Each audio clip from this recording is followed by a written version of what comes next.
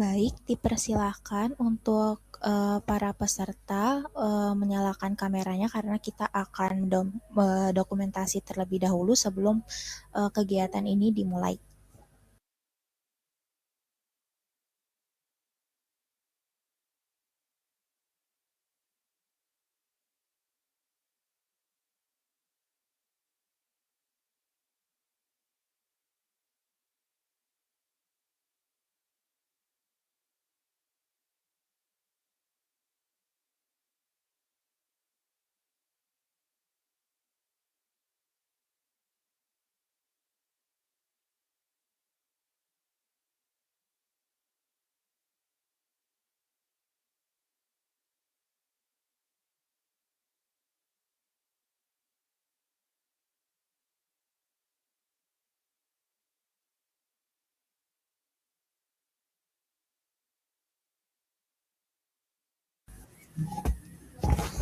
Baik, saya dokumentasikan terlebih dahulu. Baik, sudah. Terima kasih kepada peserta yang sudah bisa on cam, yang tidak bisa on cam tidak apa-apa. Baik, selanjutnya mari kita ke rangkaian acara yang berikutnya, yaitu pengisian pretest terlebih dahulu.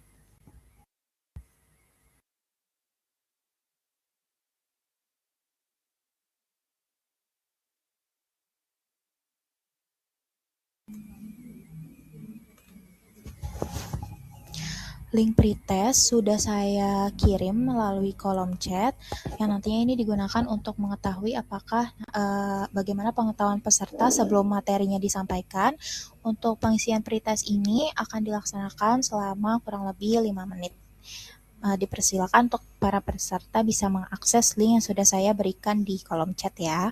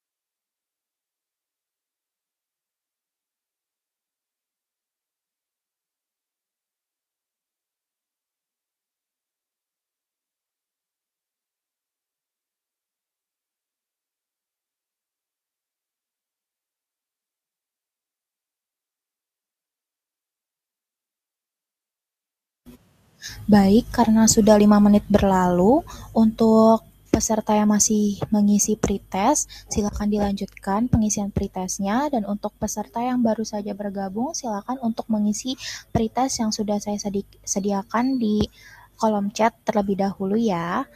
Baik, selanjutnya kita akan beralih ke rangkaian acara berikutnya, yaitu penyampaian materi yang akan dilakukan oleh saya sendiri.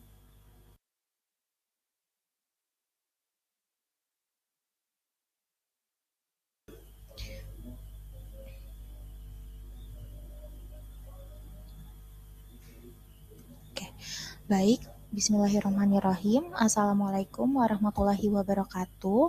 Selamat sore para peserta. Pada kegiatan di sore hari ini, kita akan belajar mengenai gizi seimbang untuk ibu hamil. Sebelumnya perkenalkan, nama saya Ervina Aulia Mela Roza.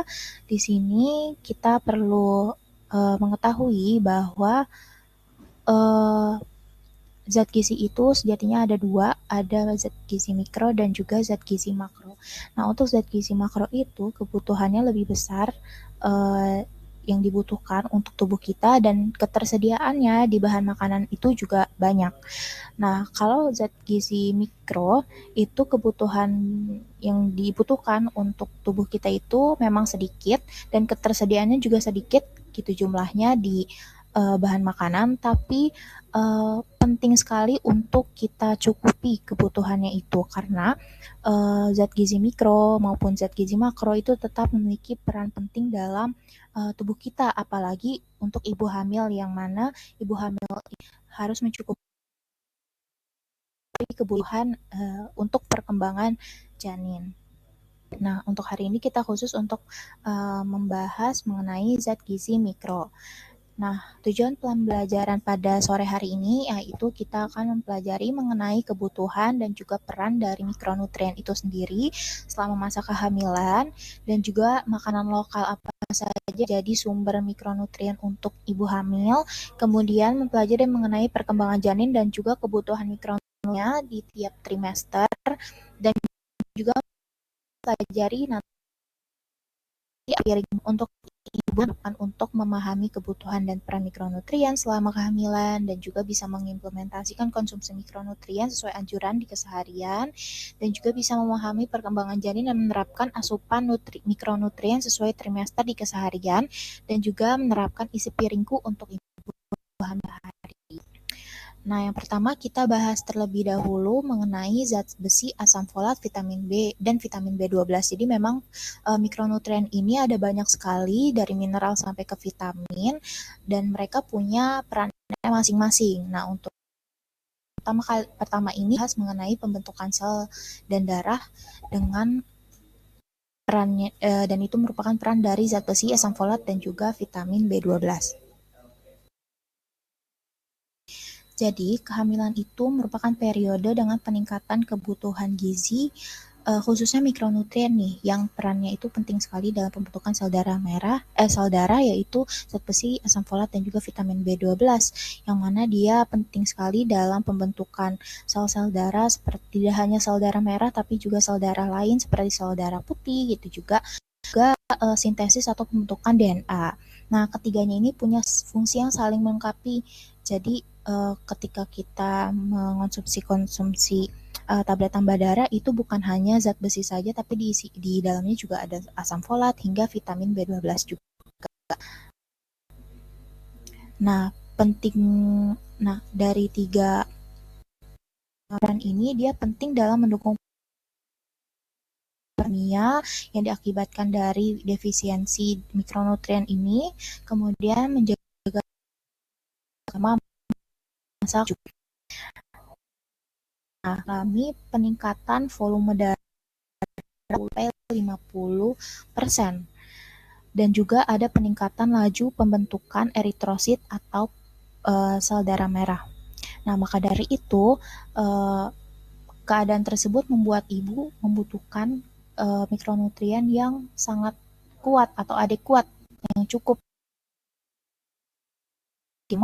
Nah, apabila terjadi kekurangan dari salah satu dari tiga mikronutrien ini, maka bisa menyebabkan berbagai masalah kesehatan seperti anemia, kemudian gangguan pada perkembangan janin, hingga komplikasi kehamilan seperti persalinan prematur, berat badan, lahir rendah. Kemudian kita bahas satu persatu dimulai dari zat besi terlebih dahulu. Jadi zat besi ini menjadi komponen dari pembentukan hemoglobin. Hemoglobin itu akut oksigen dari. Nah, kenapa sih selama kehamilan tuh kebutuhan zat besi meningkat? Yang pertama karena peningkatan massa eritrosit.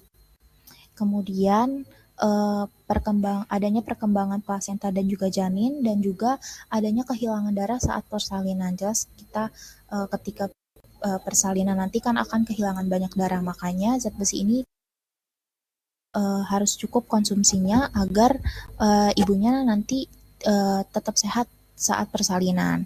Nah, apabila mengalami defisiensi kurasi, itu akan menyebabkan ibu mengalami anemia defisiensi zat besi yang bisa menurunkan kapasitas kerja ibu hingga meningkatkan risiko morbiditas neonatal atau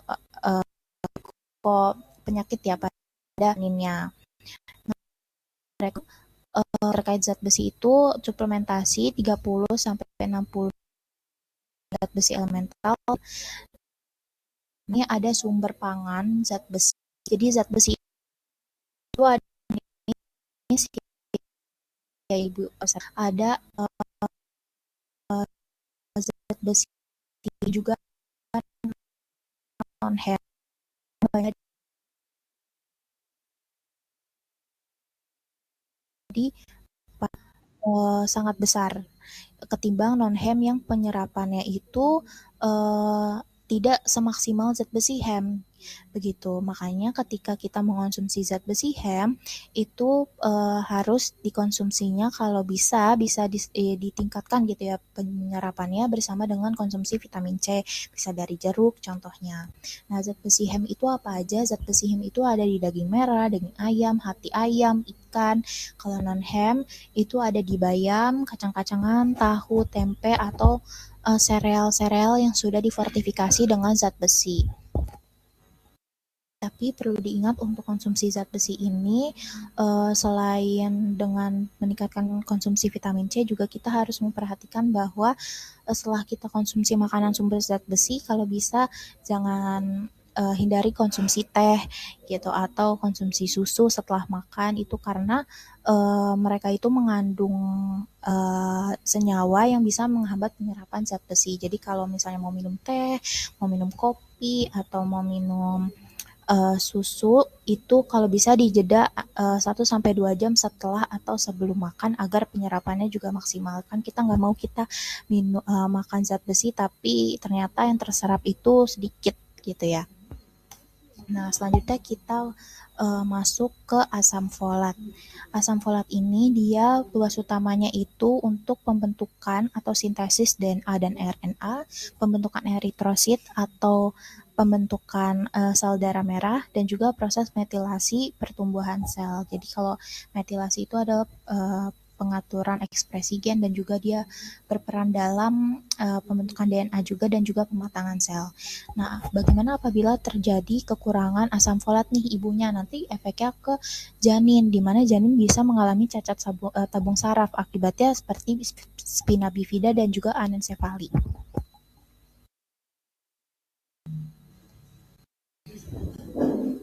Nah, kalau spina bifida itu ketika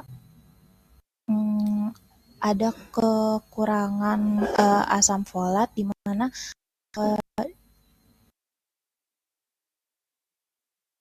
benjolan gitu ya di belakangnya karena gitu. Kemudian kalau anencefali, di mana bayi itu lahir dengan sebagian otak aja, dan juga tengkoraknya juga, kulit kepalanya juga sebagian gitu.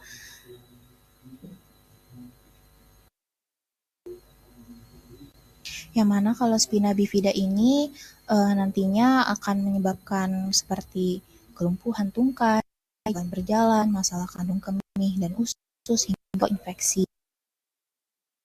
Jadi sumsum tulang belakang itu sempurna gitu. dia efeknya bisa hingga tidak lama gitu atau meninggal saat lahir atau beberapa hari setelahnya karena yaitu tadi dia sebagian besar otaknya juga tidak terbentuk sempurna gitu ya. Kemudian untuk rekomendasinya itu sebanyak 400 sampai 600 mikrogram kalau dimulai sebelum konsepsi hingga akhir semester 1. Nah, sumber pangan asam folat itu bisa dari jeruk, alpukat, kacang-kacangan, biji-bijian, hingga roti dan sereal yang sudah difortifikasi juga dengan asam folat. Kemudian yang selanjutnya adalah vitamin B12. Jadi fungsi utama dari vitamin B12 itu adalah untuk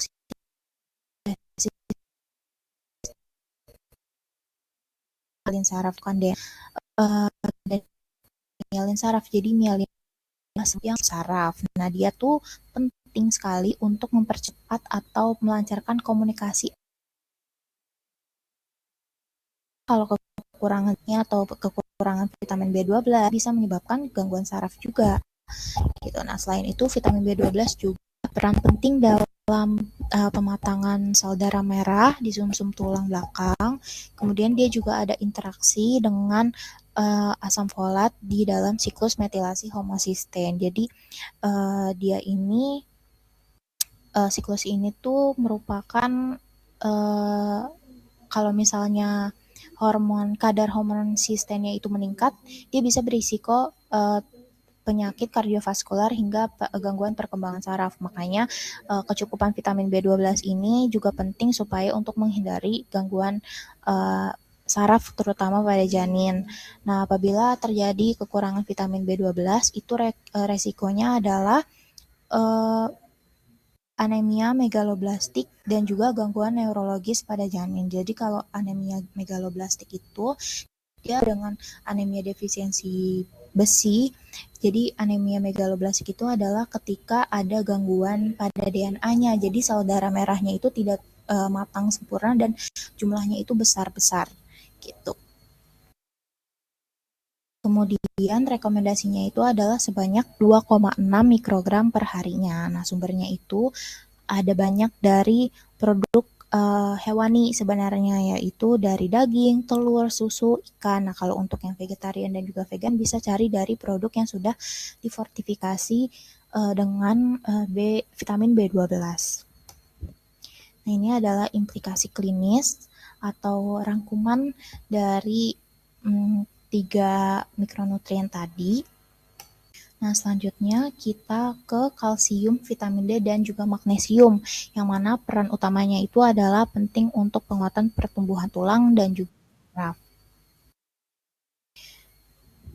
Jadi ketiga mikronutrien ini dia bekerja secara sinergis. Jadi mereka bekerja sama untuk mendukung pembentukan tulang, gigi hingga jaringan saraf selama kehamilan. Nah, kebutuhan terhadap ketiganya ini meningkat secara signifikan untuk menunjang proses mineralisasi tulang janin, transmisi neuromuskular hingga menjaga keseimbangan elektrolit tubuh ibu.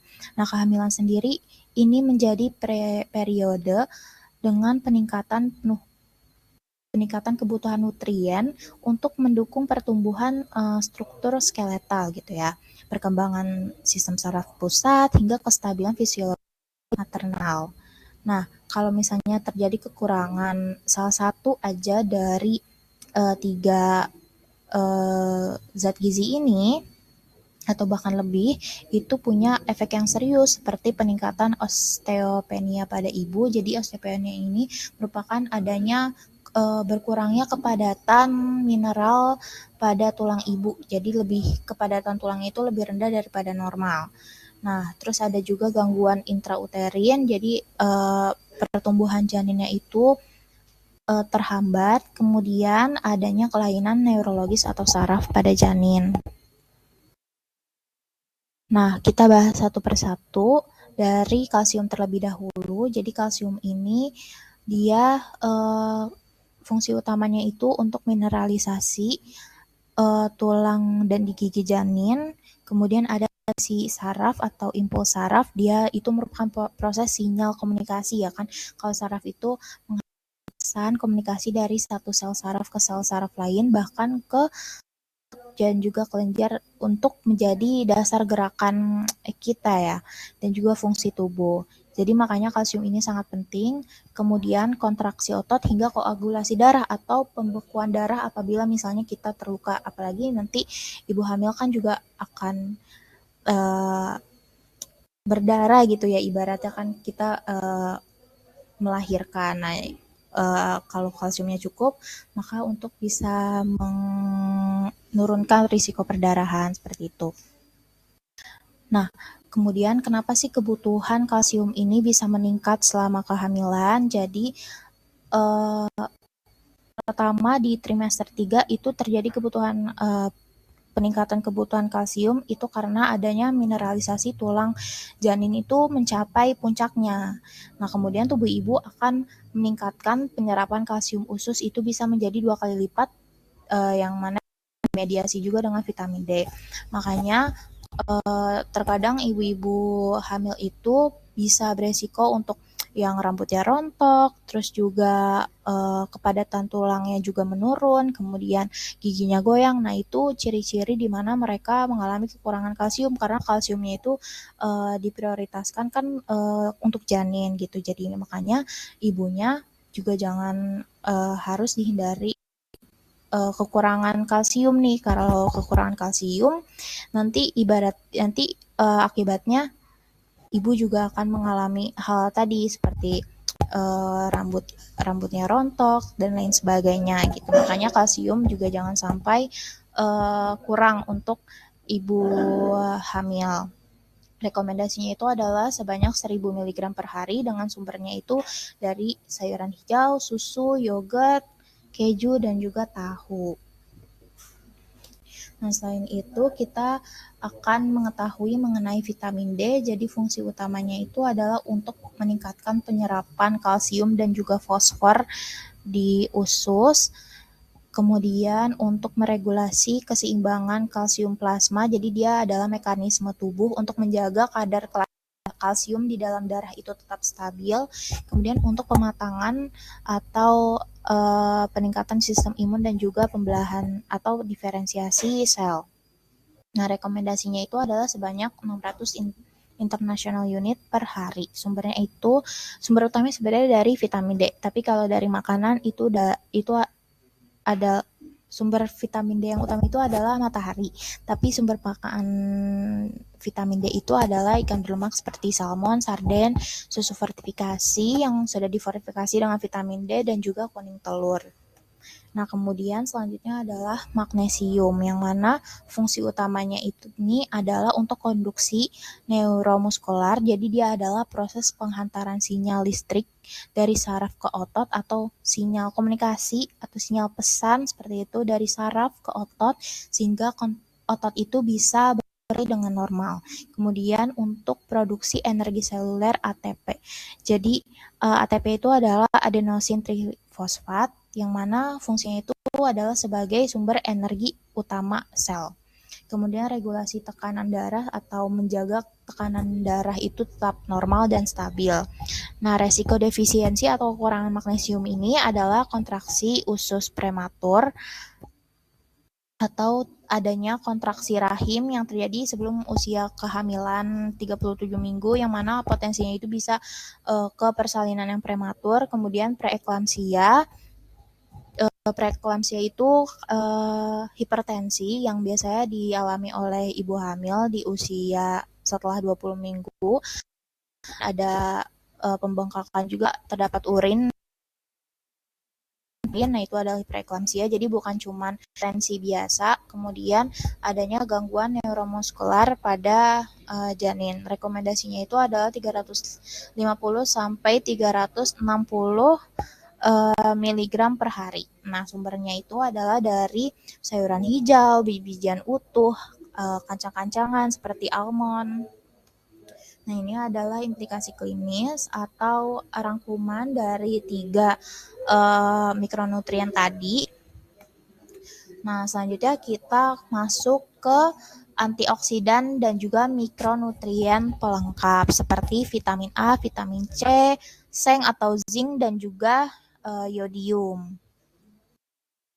Nah, jadi kehamilan itu kan menjadi fase fisiologis di mana adanya peningkatan stres oksidatif dan juga kebutuhan metabolik yang signifikan. Nah, untuk mengimbanginya, tubuh ibu itu perlu mikronutrien, antioksidan, dan juga mendukung metabolik seperti vitamin A, C, E, zinc dan juga yodium. Nah, mikronutrien ini nantinya akan berperan dalam menjaga integritas sel, mendukung sistem imun, hingga memperkuat pembentukan jaringan embrionik dan mengatur fungsi tiroid yang mana itu penting sekali dalam perkembangan sistem saraf janin. Dari tiga mikronutrien ini itu bisa berkaitan dengan komplikasi kehamilan, preeklamsia, terus juga penghambatan pertumbuhan intrauterin atau janinnya pertumbuhannya terhambat, terus juga cacat tabung saraf hingga gangguan neurokognitif anak. Nah, maka dari itu kita perlu memahami bahwa mikronutrien ini juga penting selama kehamilan untuk mendukung kehamilan yang sehat. Nah, yang pertama kita bahas terlebih dahulu mengenai vitamin A. Jadi vitamin A ini fungsi utamanya itu adalah untuk proliferasi dan juga untuk bahan sel karena kan yang sedang bertumbuh pembelahan dan diferensiasi. Ini fungsinya salah satu fungsi dari vitamin A, yang mana ini nanti untuk perkembangan organ vital seperti sistem saraf pusat, mata, kulit, hingga jaringan epitel, dan juga untuk memperkuat fungsi sistem imun tubuh, imun ibu dan juga janin, dan juga mendukung perkembangan penglihatan janin. Dan juga di sini apabila terjadi kekurangan vitamin A, resikonya adalah gangguan perkembangan sel dan juga infeksi. Kemudian perlu diperhatikan bahwa suplemen retinol itu yang dosisnya tinggi harus hati-hati karena dia punya sifat yang bisa membahayakan janin atau teratogenik. Nah, untuk rekomendasinya sendiri itu adalah sebanyak 770 mikrogram retinol activity equivalent per harinya. Nah, sumbernya itu bisa dari bayam, hati, wortel, dan juga ubi jalar. Kemudian vitamin C. Jadi vitamin C ini dia merupakan antioksidan yang kuat dalam menangkal kerusakan oksidatif, yang mana dia juga penting dalam pembentukan kolagen untuk jaringan ikat, plasenta, hingga pembuluh darah, dan juga meningkatkan penyerapan zat besi non-Hem, yang mana ini berfungsi juga untuk pencegahan anemia. Kemudian apabila terjadi defisiensi dari vitamin C, dia akan meningkatkan risiko preeklamsia hingga ruptur prematur membran atau bahasa kasarnya adalah ketuban pecah gitu. Nah, rekomendasinya adalah sebanyak 85 mg per hari. Sumbernya itu biasanya di buah-buahan yang asam seperti jeruk, stroberi, kemudian buah-buahan seperti brokoli, kemudian sayuran seperti brokoli dan juga paprika. Nah, selanjutnya adalah vitamin E. Jadi vitamin E ini adalah vitamin larut lemak yang fungsinya itu untuk melindungi membran sel dari radikal bebas. Dan juga dia regulasi sistem imun atau membentuk sistem imun juga, dan juga regulasi sinyal seluler atau bahasa gampangnya adalah vitamin E ini bisa membantu sel-sel tubuh ibu itu untuk saling berkomunikasi dengan baik. Nantinya dia juga punya pengalam keseimbangan respon inflamasi ibu atau jadi reaksi peradangan atau inflamasinya itu tetap segitu, jadi tidak terlalu berlebihan atau tidak terlalu lemah. Nah, tapi suplementasi vitamin yang terlalu tinggi itu tidak dianjurkan tanpa pengawasan medis. Nah, rekomendasinya itu adalah sebanyak 15 mg per hari. Sumbernya itu biasanya dari biji bunga matahari atau kuaci, kemudian mie sehat seperti minyak bunga matahari, minyak zaitun, minyak jagung, minyak canola, hingga minyak kelapa. Selanjutnya adalah seng atau zinc. Jadi dia adalah mineral pelacak yang diperlukan untuk lebih dari 300 reaksi enzimatik. Kemudian yang mana dia juga berkaitan dengan mendukung pembelajaran diferensiasi sel janin seperti pertumbuhan plasenta juga, dan juga bisa untuk memperkuat pertahanan tubuh terhadap infeksi. Nah, apabila terjadi defisiensi atau kekurangan seng atau zinc, adanya penghambatan pertumbuhan intrauterin tadi ya, seperti janin itu tumbuhnya terhambat dari usia kehamilan seharusnya. Kemudian adanya penurunan fungsi imun pada ibu dan juga janin. Rekomendasinya itu sebanyak 11 mg per hari. Sumbernya itu dari daging sapi, kacang-kacangan, hingga produk biji-bijian seperti contohnya sereal yang sudah difortifikasi dengan zinc. Nah, selanjutnya adalah yodium. Jadi yodium itu fungsi yang terkenalnya itu adalah untuk sintesis hormon tiroid atau pembentukan hormon tiroid, yang mana dia ini sangat vital dalam mengatur metabolisme dan juga perkembangan otak janin, terutama di trimester pertama, karena di trimester pertama itu organ-organ tuh lagi dibentuk gitu. Kemudian kebutuhan hormon tiroid ini akan meningkat drastis selama masa kehamilan. Nah, risikonya itu adalah hipotiroidisme kongenital. Jadi, ini adalah kondisi di mana bayi itu lahir dengan kelenjar tiroid yang tidak bekerja baik sehingga produksi hormon tiroidnya kurang dari lahir. Atau kretinisme, ini adalah kondisi gangguan pertumbuhan fisik dan juga perkembangan otak yang berat pada anak yang terjadi akibat kekurangan hormon tiroid sejak lahir atau sejak dalam kandungan. Kemudian adanya gangguan neurokognitif jangka panjang pada anak. Jadi yodium ini sangat penting sekali untuk ibu-ibu penuhi kebutuhannya itu sebanyak 220 mikrogram per hari untuk menghindari resiko defisiensi yang tadi pada janin. Nah, sumbernya itu banyak sebenarnya dari garam beriodium, jadi cari garam yang beriodium, kemudian ada pada telur, kemudian makanan laut seperti ikan, dan juga termasuk rumput laut juga merupakan sumber iodium. Selanjutnya, ini merupakan implikasi klinis atau rangkuman dari 5 mikronutrien. Nah, di sini adalah kita tahu bahwa makanan lokal ini kita bisa cari mikronutrien ini dari sumber pangan lokal gitu ya, untuk melestarikan pangan lokal juga. Misalnya zat besi, sumber lokal utamanya bisa dari hati ayam, daun katuk, bayam merah, kemudian asam folat dari daun kelor, papaya muda, kacang hijau, kemudian kalsium itu bisa dari ikan teri, susu kedelai, sayur berdaun hijau, kemudian A bisa dari wortel, labu kuning, daun singkong.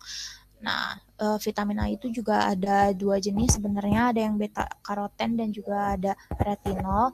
Kalau retinol itu vitamin A yang dalam bentuk aktif, jadi sebenarnya bisa langsung digunakan dalam tubuh. Kalau beta karoten itu dia dalam bentuk provitamin A, biasanya ada di wortel gitu. Yang dia tuh menjadi antioksidan yang kuat juga dibanding retinol. Makanya yang dalam bentuk beta karoten itu lebih disarankan sebenarnya untuk ibu hamil ketimbang retinol, karena dia kan antioksidannya bagus ya di yang beta karoten itu ketimbang retinol. Biasanya adanya di daging-daging yang mana kalau misalnya asupan retinolnya ini berlebihan itu malah akan menjadi racun gitu. Ada reaksi toksisitas. Kemudian untuk vitamin C ini dia sumbernya bisa dari jambu biji, belimbing, mangga, jeruk, zinc sendiri bisa dari tempe, kacang tanah. Kalau iodium dari garam beriodium, rumput laut kering juga mengandung iodium atau ikan-ikanan. Nah, selanjutnya kita akan mengetahui bagaimana kebutuhan dan juga peran gizi di tiap trimester.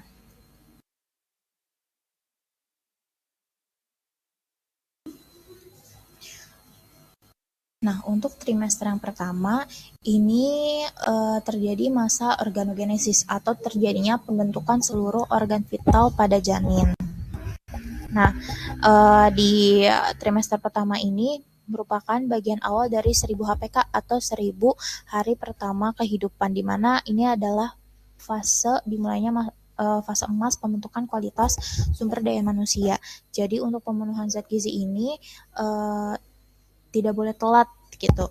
Harus dipenuhi sejak di trimester pertama, di mana kalau kekurangan gizi itu bisa menyebabkan stunting, gangguan perkembangan otak, hingga risiko penyakit metabolik seperti diabetes dan juga hipertensi.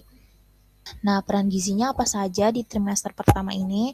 Kalau kebutuhan kalori itu sebenarnya belum banyak meningkat, fokus utamanya itu untuk mendukung pembelahan sel dan juga pembentukan organ. Nah, zat gizi yang penting itu kalau mikronutriennya itu adalah asam folat yang mana dia untuk mencegah cacat tabung saraf, kemudian zat besi untuk mencegah anemia dan juga mendukung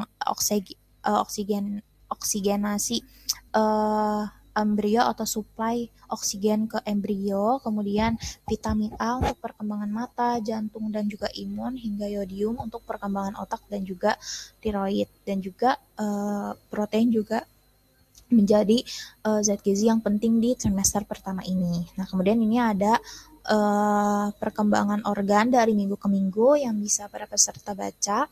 Kemudian tantangan dan strategi di trimester pertama. Jadi tantangan itu biasanya ada morning sickness gitu, seperti mual, muntah, yang mana akibatnya asupannya menjadi menurun. Nah, strateginya itu bisa makan sedikit tapi sering, pilih makanan yang mudah dicerna, mudah dimakan gitu. Kemudian konsumsi makanan yang kering seperti roti atau biskuit di pagi hari. Kemudian menghindari makanan yang berlemak dan juga berbau kuat. Nah, suplemen pentingnya itu adalah asam folat, zat besi, terus konsumsi banyak sayur hijau, buah, dan juga konsumsi banyak protein. Kemudian di trimester kedua ini terjadi pertumbuhan yang pesat dan juga pembentukan sistem imun, di mana janin di usia kehamilan 13 sampai 27 minggu itu terjadi pembentukan dan penguatan otot dan tulang, terus pankreasnya juga sudah mulai menghasilkan insulin, hati sudah mulai memproduksi sel darah merah, kemudian sistem imun sudah berkembang, kemudian pembentukan dan perkembangan otak dan saraf itu juga lebih kompleks lagi di trimester kedua. Kemudian zat gizi mikro yang penting di trimester kedua ini, yang pertama ada zat besi, yang mana untuk mendukung peningkatan volume darah ibu dan juga untuk mencegah anemia. Anjurannya itu sebanyak 27-30 mg per hari. Zinc atau seng itu juga penting untuk pembentukan sintesis DNA, enzim, hingga perkembangan sistem imun. Kebutuhannya itu sebanyak 11-12 mg per hari. Kemudian kemudian vitamin C untuk membantu penyerapan zat besi dan juga mendukung imunitas. Kemudian vitamin A dia penting juga untuk diferensiasi sel atau pembentukan sel, penglihatan, dan juga imunitas. Nah, itu lebih aman ya dibanding retinol selama kehamilan. Kemudian untuk vitamin D dan juga kalsium itu untuk mineralisasi atau penguatan mineral pada tulang dan gigi janin. Kebutuhannya itu sebanyak 600 international unit per hari, dan juga kalau kalsium sebanyak 1000 mg per hari. Kemudian ada asam folat atau vitamin B9. Ini juga tetap penting untuk mendukung pembelahan sel dan juga mencegah anemia megaloblastik. Nah, rekomendasinya itu adalah untuk mengonsumsi makanan yang padat gizi seperti karbohidrat kompleks, protein hewani dan nabati, kemudian sayur dan juga buah-buahan. Kemudian tetap melanjutkan suplementasi zat besi dan asam folat, dan juga menghindari makanan ultra proses dan juga yang tinggi gula. Nah, kemudian di trimester ketiga itu sudah mulai ke persiapan persalinan dan juga cadangan energi untuk persalinan gitu. Nah, perubahan yang terjadi di trimester ketiga ini penting seperti pertumbuhan janin sudah mencapai puncak, kemudian adanya penambahan berat badan janin itu menjadi signifikan, dan tubuh ibu sudah meningkatkan volume darah dan juga energi untuk persiapan persalinan. Nah, kebutuhan gizi di trimester tiga ini selain energi, protein, dan juga lemak yang sehat, itu adalah zat besi lagi-lagi untuk mencegah dan juga serta vitamin D untuk tulang dan gigi janin. Nah, tujuan dari trimester 3 ini adalah untuk pertumbuhan optimal janin, kemudian mencegah berat badan lahir rendah atau BBLR, dan juga komplikasi kehamilan, dan memastikan kesehatan dalam menghadapi persalinan. Nah, itu tadi adalah materi terakhir, tapi saya mau menunjukkan mengenai isi piringku yang sudah dibuat oleh Kemenkes kepada para peserta.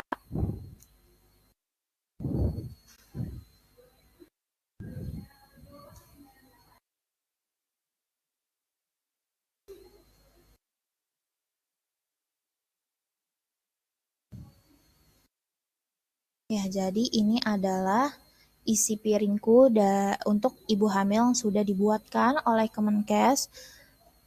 Jadi, dalam satu piring ini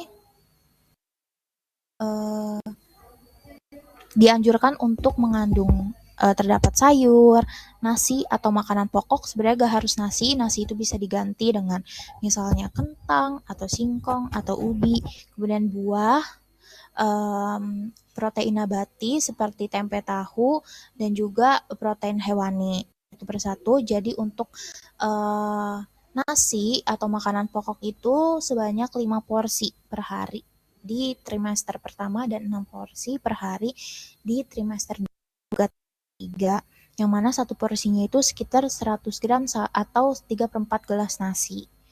Nah, kemudian untuk protein nabati itu sebanyak 4 porsi per hari. Nah, satu porsinya itu di sini sudah ada keterangannya, misalnya 50 gram itu untuk satu potong tempe sedang. Kemudian untuk protein hewaninya itu sebanyak 4 porsi juga per hari. Kalau satu porsinya itu adalah sebanyak 50 gram atau satu potong sedang ikan, atau misalnya 55 gram itu setara dengan satu butir telur ayam. Kemudian buah itu juga 4 porsi per hari, di mana satu porsi itu sama dengan 100 gram atau satu buah jeruk atau satu potong pisang sedang.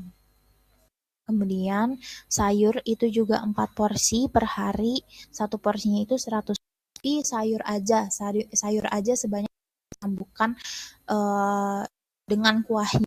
Jadi 100 gram itu hanya sayur matang aja.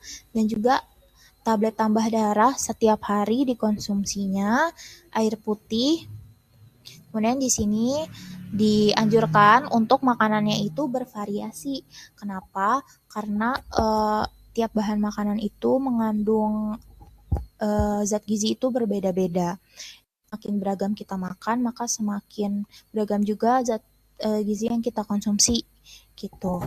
Terutama yang kayak protein hewani gitu, karena makanan dari produk hewani ini juga banyak mengandung zat gizi penting, yang mana untuk tumbuh kembang janin. Kemudian porsi makannya memang lebih banyak, tapi bisa dikonsumsi sedikit-sedikit tapi sering.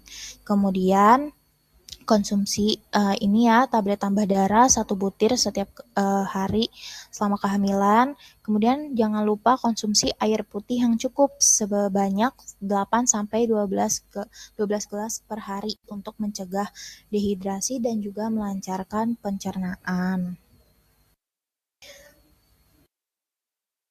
Itu tadi adalah materi pada kesempatan hari ini.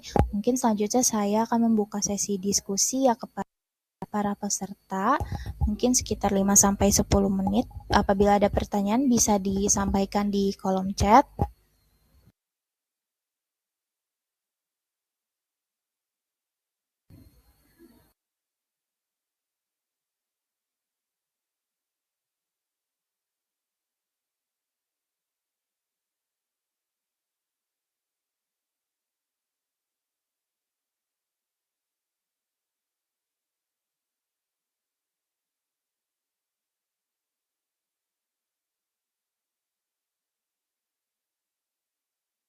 Bagaimana? Apakah ada yang ingin ditanyakan atau ada yang belum kurang dipahami? Untuk materinya akan saya share terlebih dahulu ya di uh, kolom chat.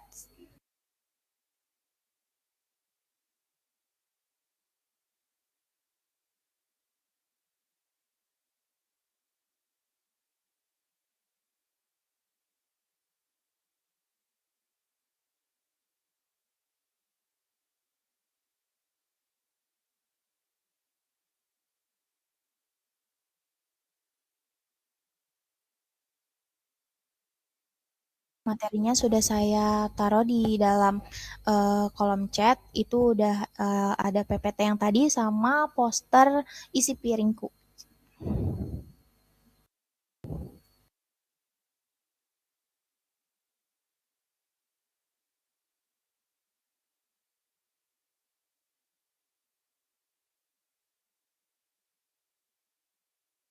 Ya, terima kasih Bu Neneng atas pertanyaannya. Kak, apakah zat besi dan asam folat ini sebaiknya dikonsumsi dari kapan dan apakah sejak remaja atau bagaimana baiknya? Nah, ini pertanyaan yang bagus. Jadi, zat besi dan asam folat ini memang sudah dianjurkan untuk dikonsumsi sejak remaja. Jadi, untuk suplementasi tablet tambah darah ini sudah diberikan. Oh ya, sebenarnya programnya dari pemerintah dan itu sudah diberikan harus diberikan ke remaja. Kenapa dari remaja? Karena remaja ini kan sudah mengalami menstruasi, sudah mengalami kehilangan darah ya, banyak darah saat um, bulan datang bulan.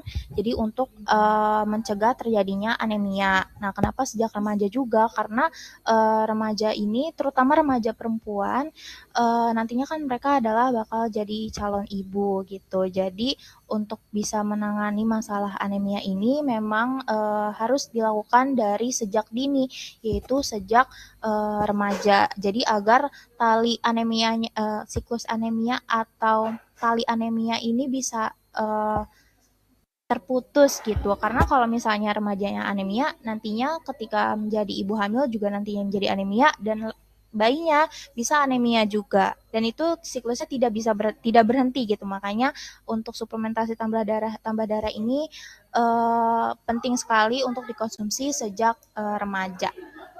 Begitu, Ibu.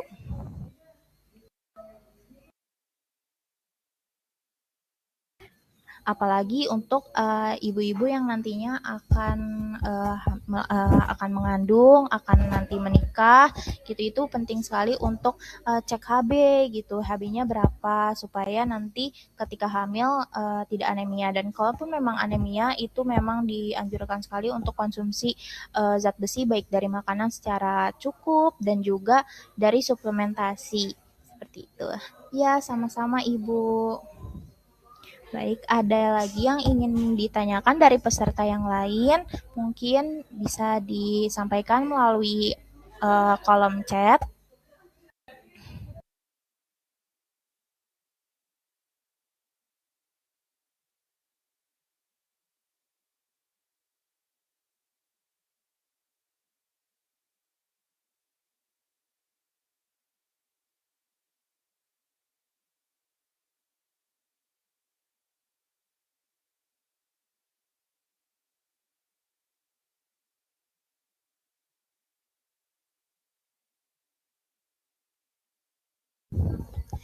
Baik, mungkin kalau misalnya sudah tidak ada yang ingin ditanyakan, apabila peserta di sini ada yang mau ingin tanya-tanya ke saya bisa WA ke nomor berikut.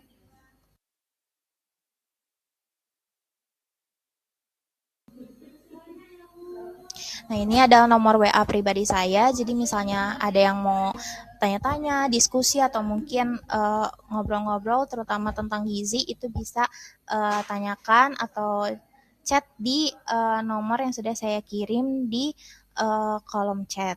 Gitu. Untuk materi sudah saya share juga di kolom chat jadi bisa diakses untuk para peserta sekalian. Baik, apakah dari peserta yang lain sudah cukup terkait materi pada hari ini?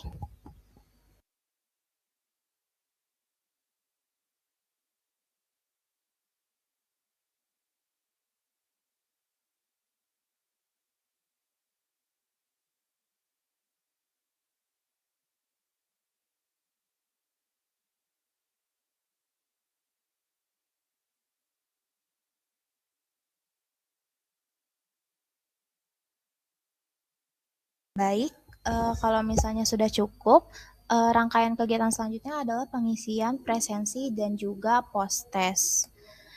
Untuk linknya sudah saya kirim di kolom chat. Untuk post-testnya sendiri itu sama soalnya dengan soal yang tadi. Jadi untuk mengetahui bagaimana pengetahuan peserta setelah disampaikan materi. Untuk waktunya juga selama 5 menit. Silakan diisi. Terima kasih.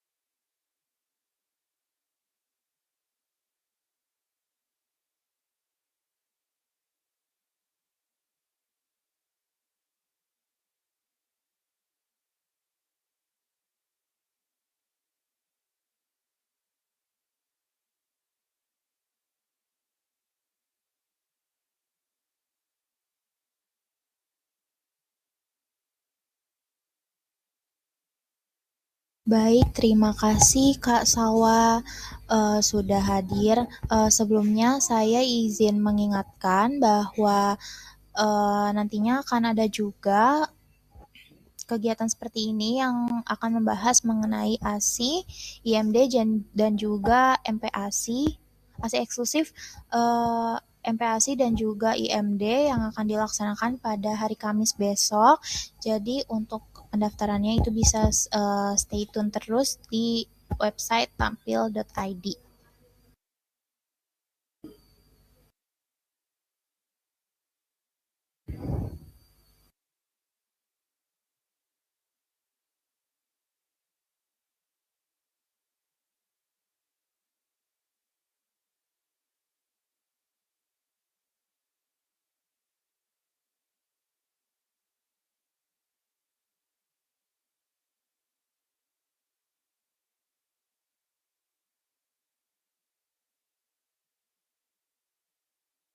Baik, sudah 5 menit berlalu, maka usai sudah pertemuan kita pada sore hari ini. Sebelumnya saya mengucapkan terima kasih banyak kepada para peserta yang telah meluangkan waktunya untuk hadir di kegiatan kita pada hari ini. Semoga ilmu yang kita pelajari bersama itu bisa bermanfaat untuk para peserta.